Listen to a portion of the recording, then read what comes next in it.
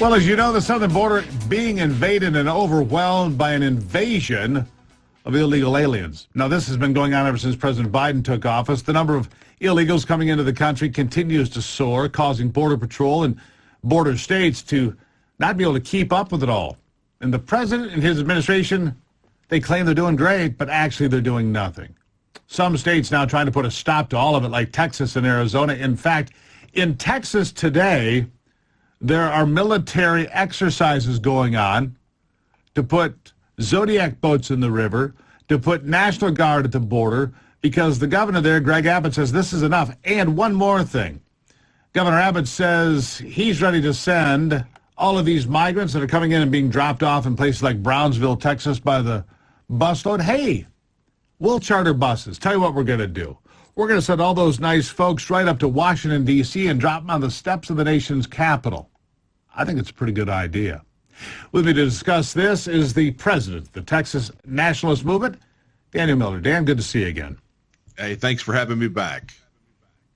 Good to have you. Now, I like all of these ideas from the governor. I like the idea of the fact that you're going to put Zodiac boats in patrol in the river. I like the idea that you're going to bring down National Guard. I mean, I've said this a number of times. If you took the National Guard and moved them to the border and asked local law enforcement to back them up, you would stop the border invasion in 24 hours, wouldn't you? Sure, but this is really, Steve, part of the problem that we've got here in Texas. This is not, first and foremost, this invasion is an invasion, and it didn't just start under the Biden administration. We've been fighting these issues for years. As a matter of fact, Greg Abbott's idea to begin busing them to Washington, D.C. is actually something that our organization announced that we would be willing to do back in June of 2010, right? If that gives you any idea. And that was under Obama's Alien Transfer and Exit program. So, the fact of the matter is that we had Abbott's press conference yesterday, and he made an announcement. He said he was going to do three things. Number one, he was going to enhance inspections of commercial vehicles crossing in, which is something the DPS already is supposed to be doing. The second thing is the bus idea that he cribbed from us that we suggested 12 years ago. And then the third thing was he was going to deploy more assets of the Texas Military Department down on the border, expecting zero help from the federal government, which is, again, something else we've done, and we've had major problems with Operation Lone Star. So I will admit that many of us here in Texas that have been beating the drum for stronger border security and for Texas to take a hand were very underwhelmed by his press conference. So you're not terribly impressed with it. And I know I hear a lot of criticism, but I don't think that Robert Francis O'Rourke is going to beat him for the State House. No, is he?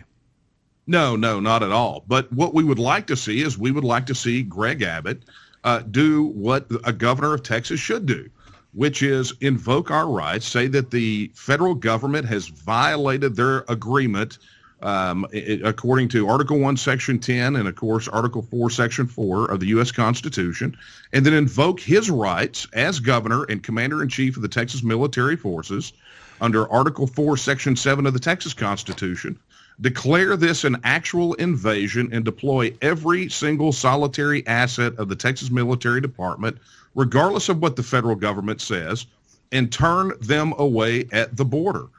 No more of this astronaut diaper strategy where all they want to do is catch and funnel the mess instead of stopping the problem at its source. Was that an idea that came from Joe Biden directly? Never mind, that's an aside. Well, look, I mean, he is the most cognitively impaired president since Woodrow Wilson post-stroke, right?